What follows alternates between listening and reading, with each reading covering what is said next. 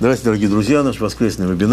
dear friends. We're back again at our Sunday webinar. As always, in the studio is Dr. Laitman. Hello. Boris Sinilevich, Simen Vinokur, and our topic today is how the Creator is revealed in the connections between us. We have a lot of connections, as always. We have simultaneous translation to 22 languages. If you ask your questions out of order, you can ask Dr. Laitman. It's a very important topic, a very close topic to us, to all of us. I remember when I first just came, this was a long time ago, I needed to make a movie about Kabbalah. And I was seeing all these Kabbalistic symbols and signs everywhere. Then I came into your room and there was nothing there. Do you remember? There hasn't no light anymore. And I felt there was nothing to film at all. Oh yeah, you were like a director. He's a director of 80 movies and all sorts of I wanted awards. to make some money, make a good movie about Kabbalah, with red strings and holy water and all of those things. That's what I wanted to do, of course. This is the background story. So, and now we come to this, right? The Creator is revealed in the connections between us. Apparently, the Creator, Kabbalah, they only talks about the connections between people. Well, we need to understand that the Creator is revealed between us, but not between people. Between us, meaning between those that go to the next level of understanding. Because Kabbalah talks about something that is beyond our conscious, our perception. Therefore, it's not simply two people between themselves can attain something. They will not attain anything beyond our world and all the problems that it brings. But in fact, in reality, people connecting properly between themselves, they can gather in such a state, spiritual state particularly, a very special state, when their connection will reveal the Creator. And all sorts of variations of those connections will tell them the story about the Creator. That's how we are built in this fashion. So practically, the group of people gather, 10 people, not around a round table with all sorts of attributes, crystal balls, and what's not, and they maybe do something, rotate some kind of ring. No, just in the right connection between themselves, when they tune themselves to altruistic connection, then, but it's not just a simple thing. It's through the studying of Kabbalah, through understanding of the next degree of evolvement of a person above egoistical, when they go beyond their egoistical state, and when they, for that reason, they use upper energy for that. It sounds like a mysticism here, but it's not a mysticism. It's just above us. Everything that we receive is we have is the desire to receive, and beyond that is altruistical force. It's outside of us, and when we attract that altruistic force to us, toward us, when we try to create altruistic interactions between ourselves, then that force affects us. And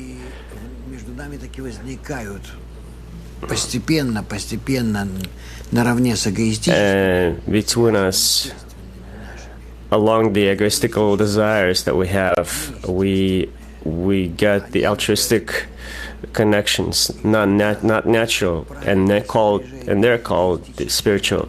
And then right relation between altruistic and egoistic desires, forces, by intermixing, interfusing, they give us the understanding of the Creator, of the upper force. At the same time, we don't disappear as a conscious, we retain the egoistical desire. On the other hand, we attain the egoistical force. That's how we begin to attain the Creator. That's how He was revealed to us in the right connection between people.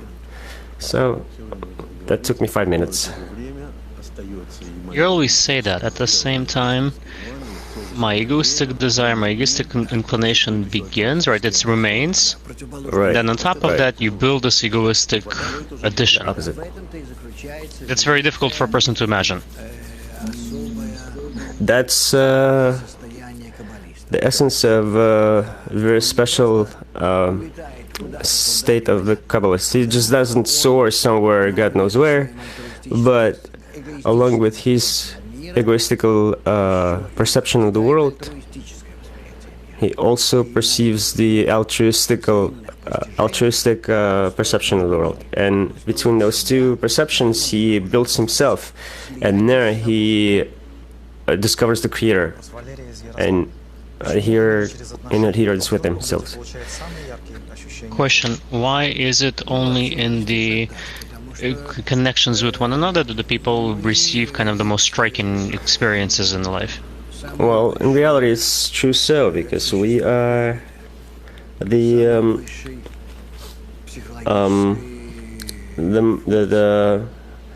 most advanced psychological being in the world, and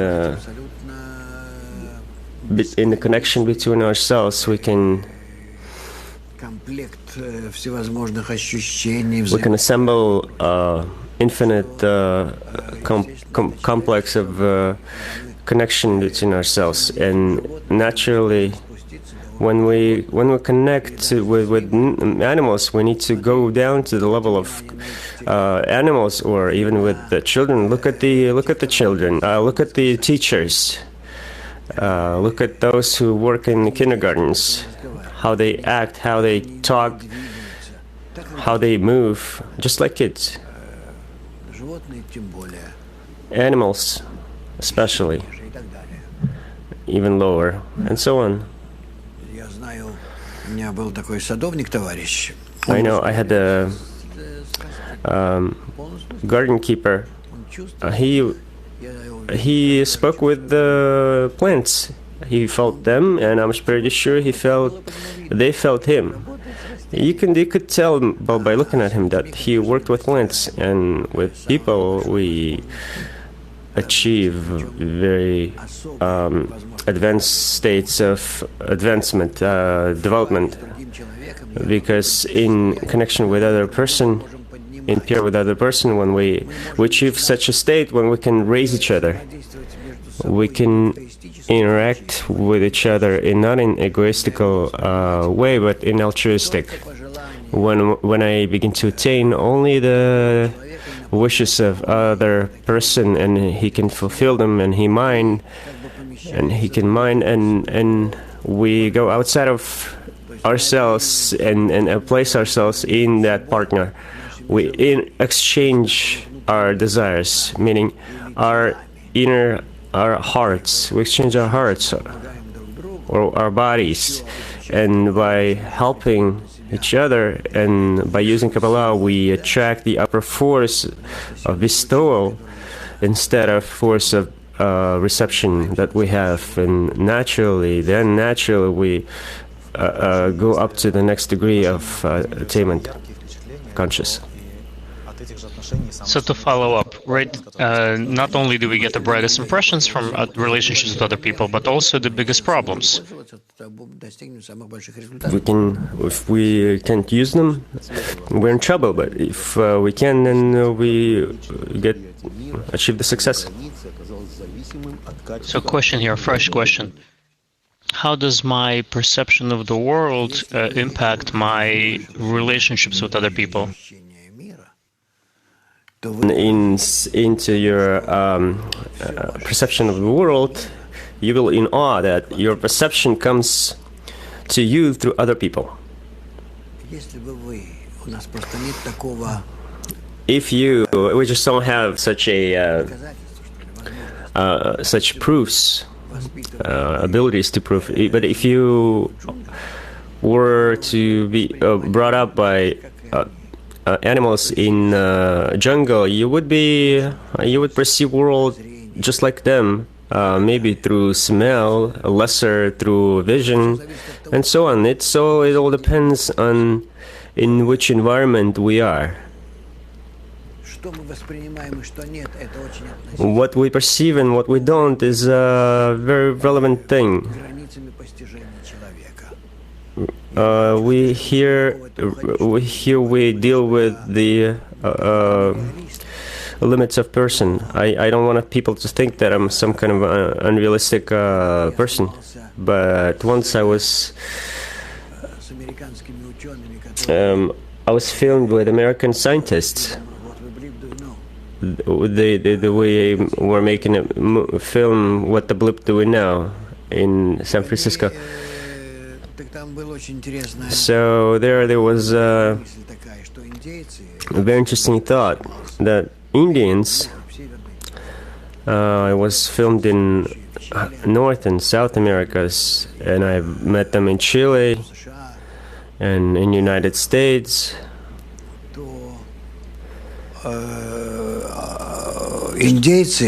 So those Indians, native. Yeah, when the ships of Columbus were approaching the seashore, they didn't see them because they've never seen such big boats. They only saw their smaller boats, and they couldn't imagine to themselves that there are such boats on the water. We don't talk about us. We have all sorts of models inside of us, and they didn't have those models. So therefore, they couldn't see them. They just saw water and the commotion in the water. And then they started to imagine what it could be because they knew water very well. And then they tried to understand what it could be, and as a result they come to a conclusion that this was some kind of big ship.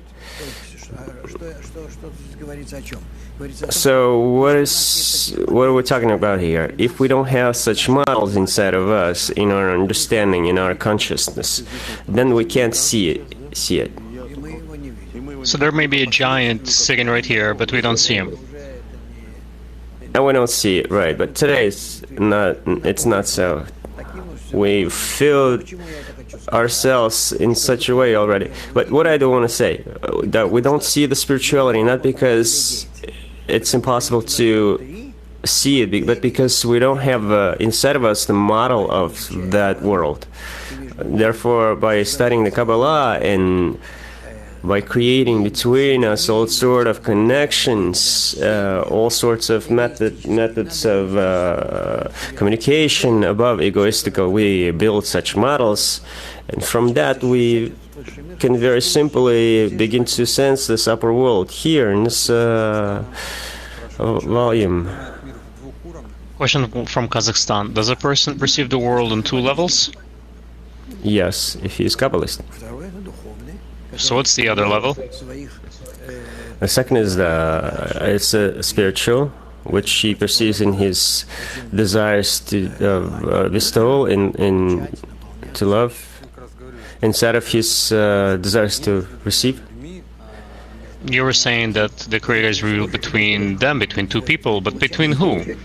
Between those two qualities, between the quality of bestowal, the quality to reception, quality to receive and to love. So if a person is just this flesh and bone, just right? Okay, so right. Within the desire to receive pleasure. Right. So between the two desires to receive pleasure? Between two desires to receive pleasure, one is native, natural to us, and the second one is the one where I corrected toward the bestowal, when one tries to fulfill the others. Pleasure. This shows how closely people are listening, right? We have a question from Odessa. If I don't have the model of the Creator within me, then I can't see him anywhere outside of me. No way. That's why we have group. That's why we build the relationships between us, So that will localize that model in me. So then I don't have the embryo of it. No. You need to build it in advance. So what is the point in the heart then? But the point in the heart, yes, but you don't have that model yet. You need to build it. So the question, what does it mean not to do anything that you don't desire for yourself? What does it mean that if I need to take care of myself? Doesn't matter, as long as you rise above your ego with respect to yourself. Above your ego. Yes. Suppose, don't do to another what you wouldn't want done to yourself. What if the other person likes it? That doesn't matter. I'm talking about myself. I need to rise above my ego. So I cannot do to another what I do not desire for myself. Ilya is asking. There is the rule of last cigarette who you don't take. There's a rule, if I have to give my pillow, what's the right of my friend that he knows if he knows that it's my last pillow? It doesn't matter what they do or say. He's not gonna take even one pillow from you if you have 1,000. The important thing is what you need to do with respect to him. And not to think whether he's gonna take it or not. It doesn't matter. This is about my correction. How can we correctly recognize when it's mine or someone else's, or when somebody's trying to use me? You see, if I want to achieve equivalence of the Creator, to be similar to Him, to achieve a higher level of existence and nature, of creation, it doesn't matter to me if others want to use me or not. I need to assume a completely different concept. That everything that exists in nature, including me, this is all maintained and preserved by the Creator, the only force. I don't care what other people think. This is done by the Creator. I don't care what's happening in the world or how. This is all done by the Creator. That is why everything that I need to do, that I try to do, is through everything that is given to me in the Kabbalistic instruction, I try to find contact with Him, to always find Him everywhere, and not other people, other sources, other desires and thoughts. All these things are contrived. They're artificial. They don't really exist. What's the role of bestowing love, the intention plays here? Intention is everything. Absolutely everything. Besides intention, there's nothing else. We're given desires. They're shattered, fragmented, scattered. They appear in us by some kind of special program. But the most important thing is the intention. The intention meaning what for what sake, in whose sake, for the sake of whom do I want to do anything or even think anything. That's the most important thing, the intention. Where am I directed with my thoughts, my feelings, my aspirations? Because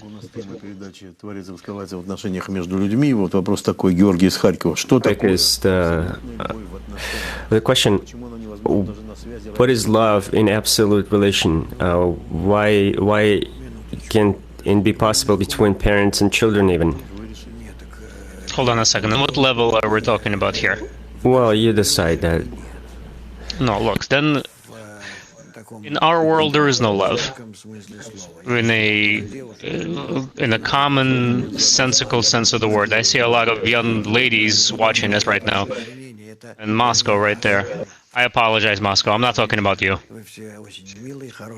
You're all very lovely and great and faithful students and companions. The thing is, in Kabbalah, by love, what we mean is when I give everything to the person, and all of my desires are in that person, and I don't keep anything back for myself. My heart is empty. My strength is exhausted. Everything I give to another. This is what we call love. In our world, this cannot be. It cannot exist. What do I mean in our world? With the qualities that we were born with, the egoistic qualities with which we continue to exist for now, there is no such possibility, because the ego works differently. No matter how you spin it, it's always going to want things for itself.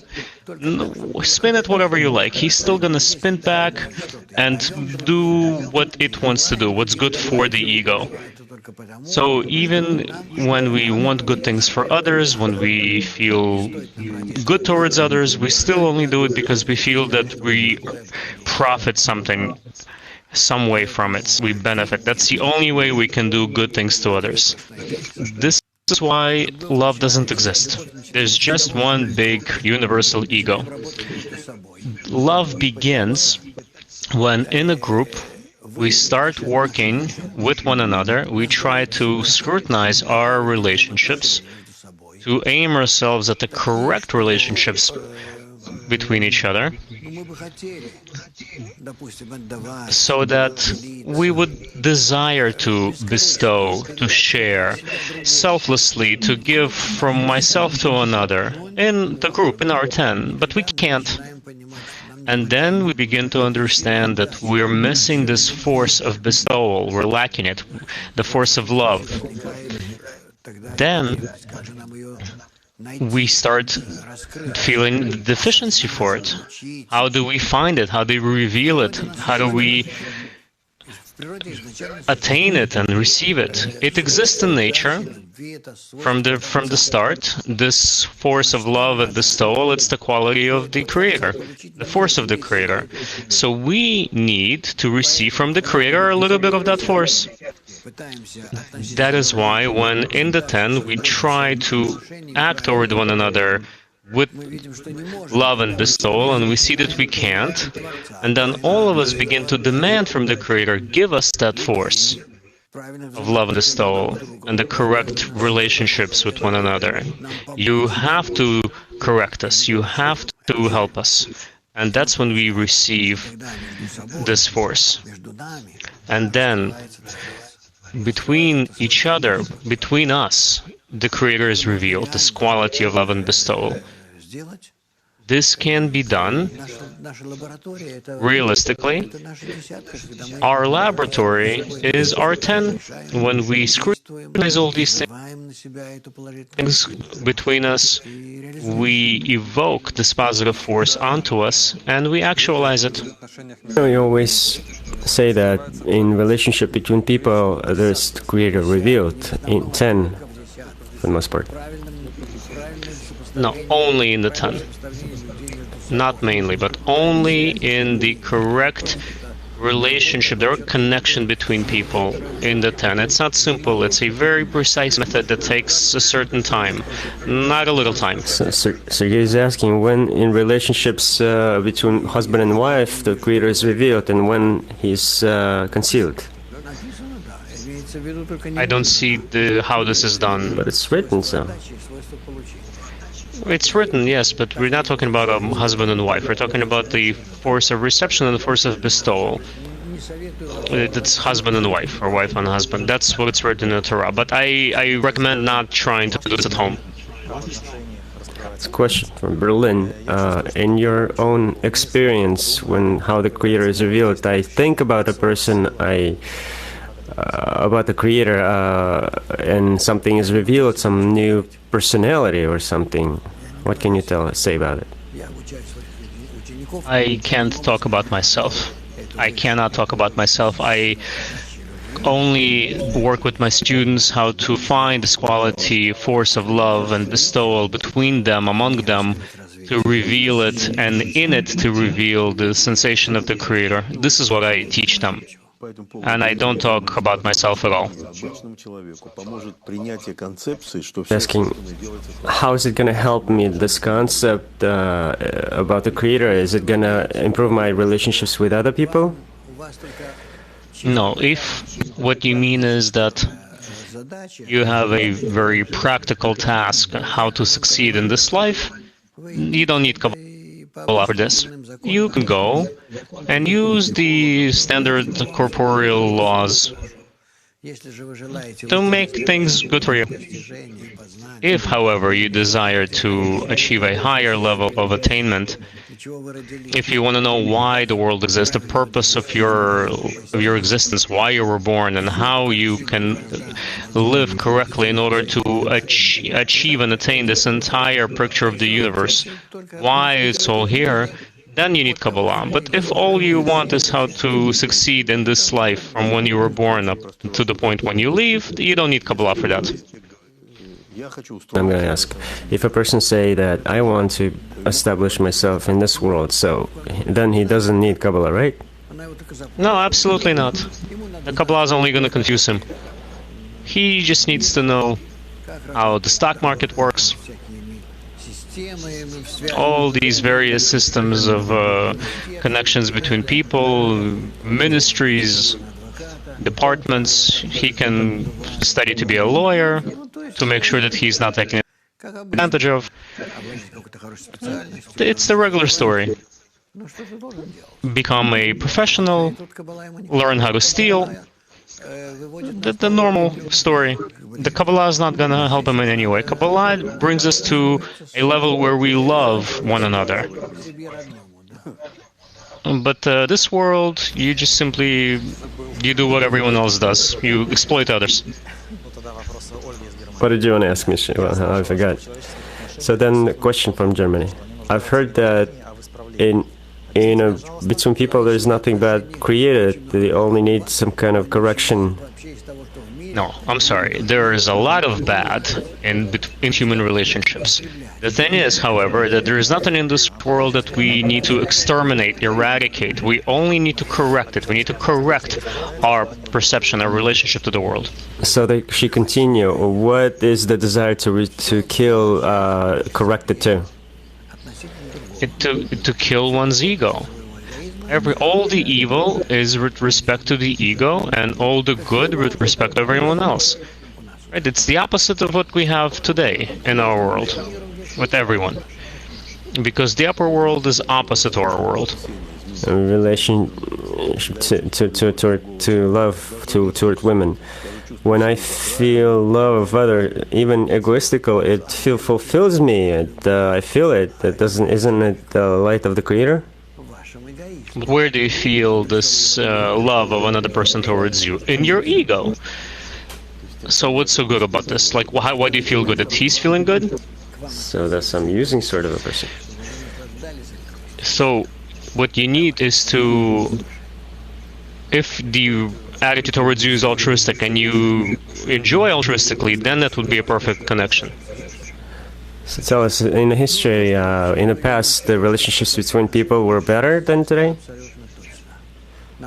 Well, it's a fact that thousands of years ago that human relationships were better. We think that people were barbarians, but certainly there were no more barbarians than they are today. They didn't desire to cause suffering to others just because. We study this, if only by studying the development of the ego in people. We see that it's growing exponentially. And when our ego grows, it makes us more and more bloodthirsty. So all these, what the books write about, with so much malice, that people were killing others and drinking blood and so forth, that was very rare. Those types of instances, very, very rare. People were not the way they are today. Conditions. So social conditions, why do you think that 2000 years ago people were miserable? Why do you think that they were miserable? If they were born in their time, they were fit to live at that time, they existed like in their normal life with their parents, their kids, their farm animals, farming, and so on. Why do you think that people were always suffering, but only we, in our time, we finally reached the point of a bright future? Is that what you're talking about? I don't really see this. I'm not fully in agreement here. But life has gotten easier, hasn't it?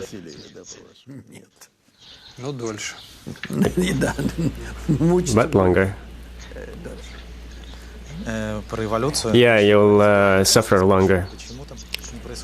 So, question about evolution. We don't seem to be evolving, but only degrading in human relationships. How do we avoid this? What can we do? Escape.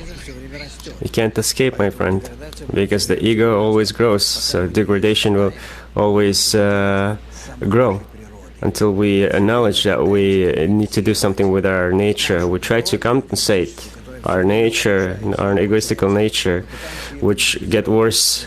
We try to compensate it by creating some kind of external structures, some external systems. We will have more police on the streets, we'll have more lights on the streets, we will have something else like that. Nothing helps. The drugs will remain, the crime will remain, everything that you want. Divorce will be there, the kids will leave their houses, and nobody will want to have kids, and basically everything is going to become is going to be worse, because we're trying to compensate by phones, by all sorts of things. We try to ease a human life, but not his inner world. Look at what's happening on the TV in schools. So it's going to be worse. You will suffer more and longer. We have a question from Omsk. Can a person who studies Kabbalah sometimes still give himself an egoistic present, buy life essentials, something to improve their life? You're going, and then you, in addition to life essentials, they just buy something to make one feel better. Yeah, women's question. Well, why not? The Kabbalist likes to eat a good meal. Better. I saw it in my teacher. He likes to sleep well. He likes to be in nice, warm, cozy room. So she's asking, how about like an extra nap, an extra? No, it's all about inner balance. It's doesn't work like that. You realize, right, that it's like a scientist. If he has a goal in his life, he has a star shining upon him, and if he's offered some kind of interesting evening in the restaurant with nice drinks and meal or something else, he's just like mathematician Perelman, he was offered 2 million. Right. I think that serious people don't really buy into it. It's all sorts of rich people. Pavel is asking if the whole world is inside of him. Who is that person? Next person who is supposed to lose some kind of fluctuations inside of this world? Yes. Everything that I see inside of this world, it's all a reflection of what's inside of me. Inanimate animal, all those worlds, all those natures, they interconnect and they affect me. That all shows what's happening inside of me. So to love your friend is to love yourself. Yes, but that's through this inversion by loving oneself, myself, but correct myself, proper myself. So the whole world, they just take me and they turn me inside out, right? And I watch, I observe. So that you can properly be related to the Creator. So if I were to feel these people within me, I wouldn't be able to relate to them correctly. I would right. Feel that they're my desires. You ought to tune correctly that everything besides me is the Creator. I have to make such as all relationships with the outside world as my relationships with the Creator. That there's not else besides Him. I have a question here on this. How can we distance from the evil thoughts, the wicked thoughts that the Creator sends you? Do you immediately need to realize that there is no else besides Him, and then the evil will relent? The Creator purposefully sends our way all sorts of complicated thoughts, all sorts of fears, for the most part, like in children, not from anything, like from shades, for instance, for shadows. There are stories that they're afraid of their shadows. So the Creator sends our way such fears, such thoughts, and we are obligated to protect ourselves, to run away. But in fact, we don't have to do anything besides one thing: to bring ourselves to the state when all that I'm confident comes from the Creator. And it happens for the purpose that comes from the Creator, so I can tune into Him. Meaning, you see, there's none else besides Him. And if He invokes some kind of problems, fears in me, as if somebody is attacking me, or have some bad intentions toward me, it's all for me to remember about the Creator, as like to adhere to Him, just like a child. And even in upper levels, and the Creator invokes us even more with more sharper pinches, well, not pinches, the circumstances. A person sees in front of him all sorts of prison, maybe, I don't know, the abyss, the all sorts of mishap and trouble, and all that is happening that because the Creator is trying to attract us toward Himself. And when he does all that disappear. True. Until when? Until the person comes to complete contact with the Creator and He's revealing him. When he has constant adherence to the Creator, revelation of the Creator to him, and then he goes away. Question from Kabbalah Academy. How can you realistically orient oneself in this world with our relationships? In real relationships, you need to base everything on corporeal things. Be straight. If you want to succeed in spiritual and corporeal, you can succeed if you steal something, for instance. But in spiritual, you cannot. You have to act within the framework of not harming other people. And in that case, if you simultaneously study Kabbalah, you will.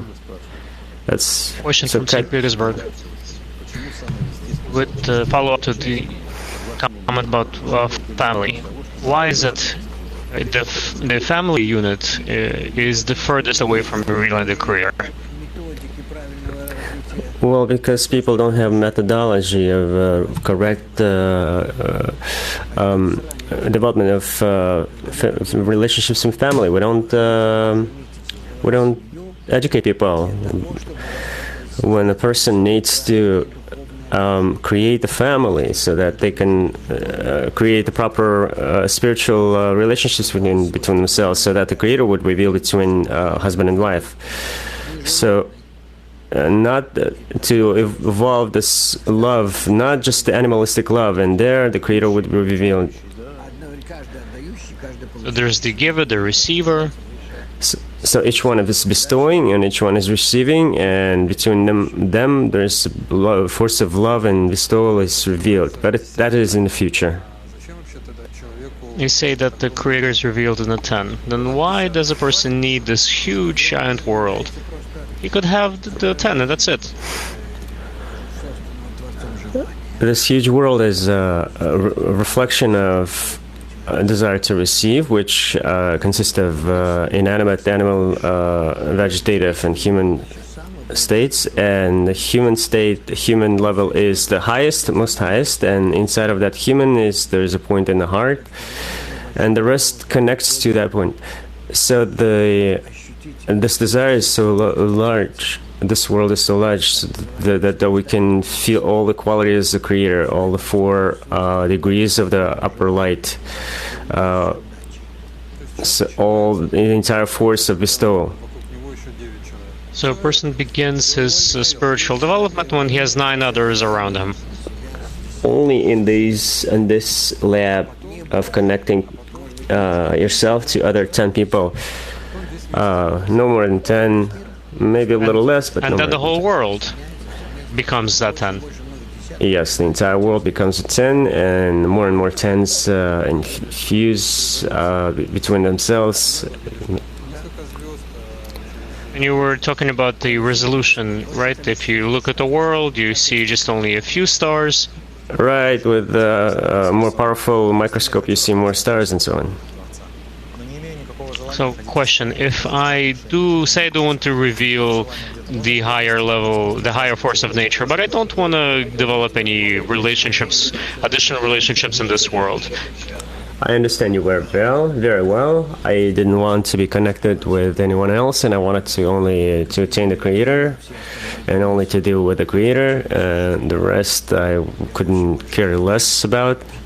I'm very selfish, I'm very egoistical, but the thing is, when you begin, and I really came to Kabbalah without any thoughts that I would have to be connected to someone. I couldn't even sit next to another person. I couldn't sense anyone. But gradually,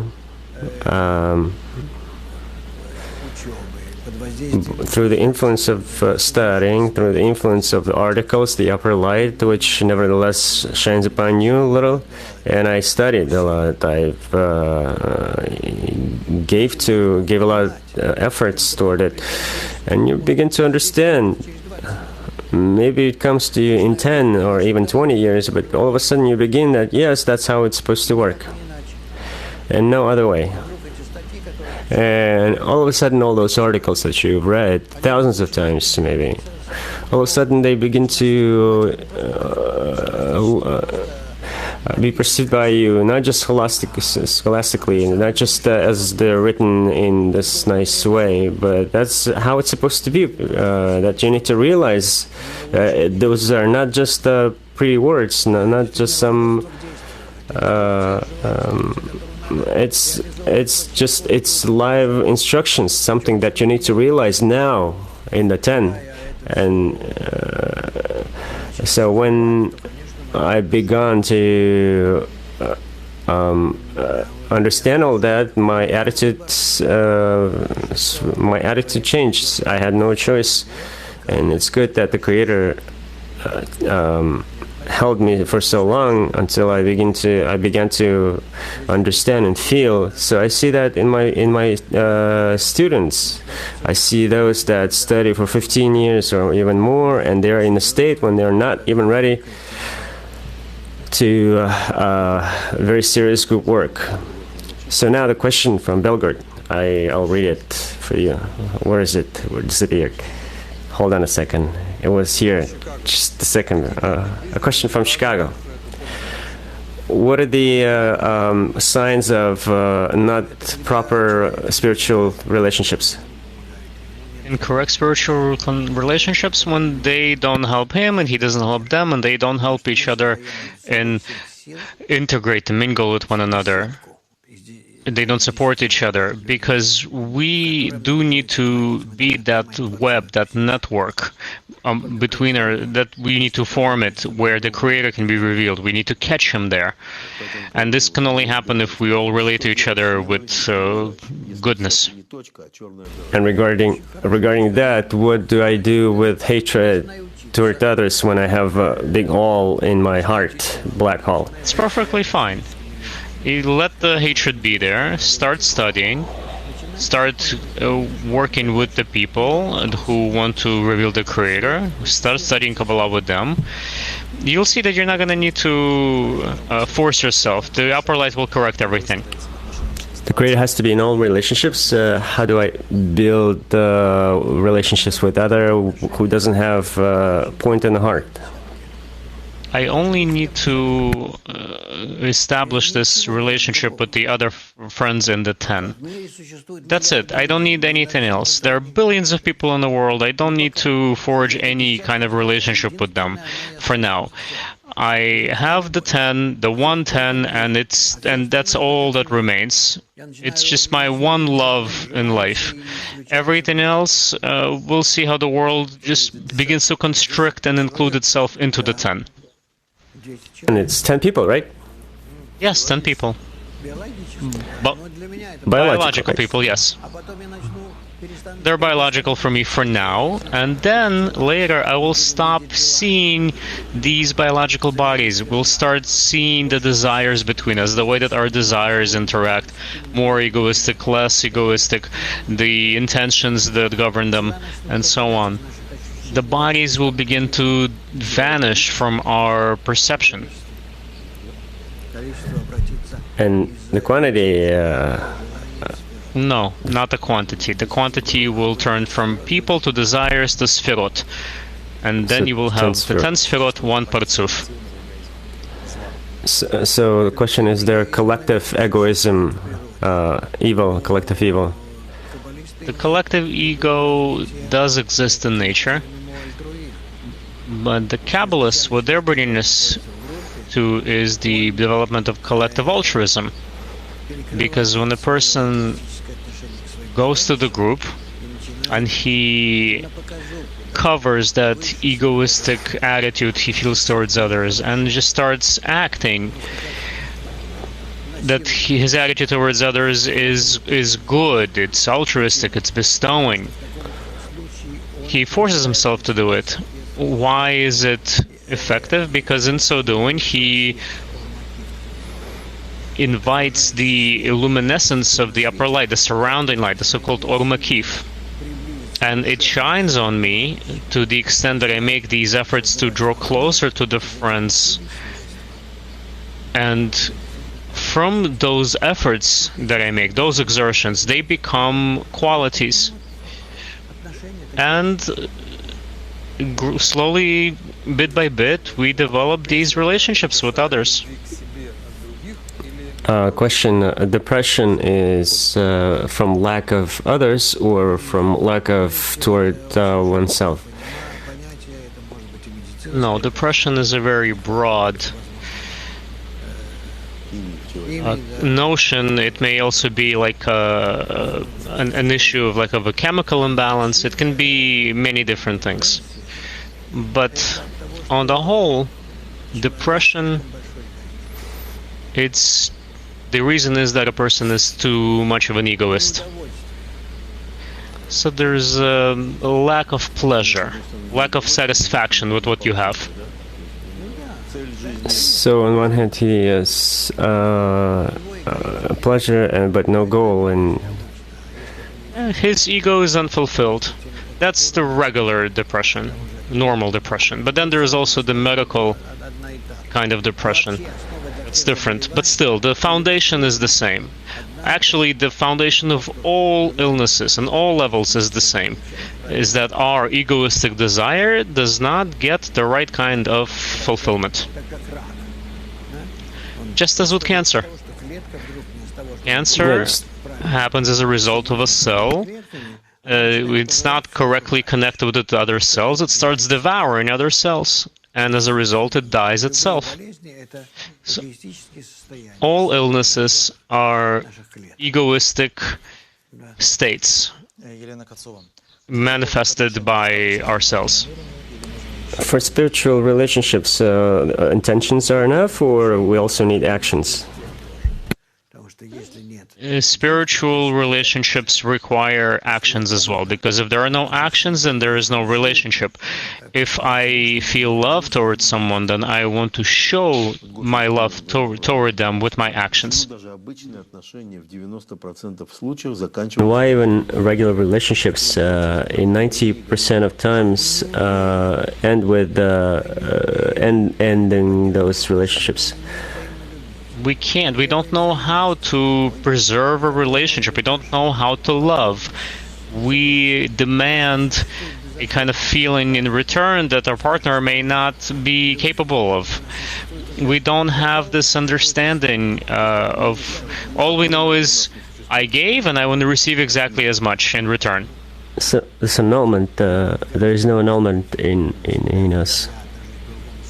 This cannot be in the ego. When I relate to someone else with love, I only do it because I feel good. And if I stop feeling good, then I stop relating to them with love. So that's... Is that the basis of divorces? Of course.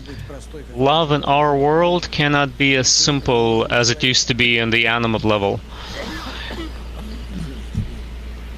Excuse me. Today we have developed to the human speaking level, right? We had the inanimate, vegetative, animate, and human. So at the human level, love cannot be such that I give and I receive on the animate level. Here I need to give and receive on the human level, and we can't do that. Not yet. That's why everyone's getting divorced. On the animal level, we can. If we were to lower our relationship to the animal level, it would be fine. On the sexual level, to eat, to sleep. To eat, to, have children and so on. So yeah, we all do our jobs, and that's it. Towards each other, our obligations, then that would be fine. That would be enough. So there's a problem. You say that Kabbalah is against divorces, that we need to hold on to marriages to the very end. I think that we cannot divorce because it's not going to change anything anyway. But you need to stick to your family, especially if you have children. And yes, it's better, my opinion is, it's better to be in a bad relationship, but for the parents to be together than to be apart. So, question is, my studying of Kabbalah will give me qualities toward the true love? Toward the true love? Not right away.